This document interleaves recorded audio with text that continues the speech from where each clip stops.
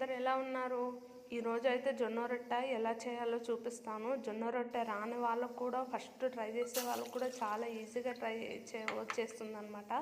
దీనికైతే ఫస్ట్ ఒక గిన్నె పెట్టుకోవాలి. దాంట్లో వాటర్ వేసుకోవాలన్నమాట. ఒక కప్పు వాటర్ వేసుకొని కొంచెం ఆయిల్ వేసుకోవాలి. ఆయిల్ వేసుకోవడం వల్ల ఏంటంటే రొట్టె విరగకుండా బాగా సాగుతుందన్నమాట. అందుకని ఇలా నీరు బాగా మరిగేటప్పుడు ఇంకా మనం ఒక కప్పు పిండి వేసుకోవాలన్నమాట. పిండి వేసుకొని బాగా కలుపుకోవాలి.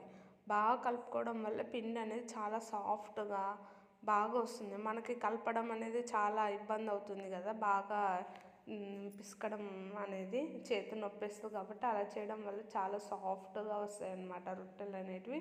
ఇంకా మనకు కొట్టడానికి రాకపోతే ఇలా పెనం పైన ఇలా తట్టడం వల్ల అది ఊరికే సాగిపోతుందండి. ఒక్కసారి ట్రై చేయండి, చూడండి రొట్టెలు అనేటివి చాలా అంటే చాలా మంచిగా వస్తాయండి.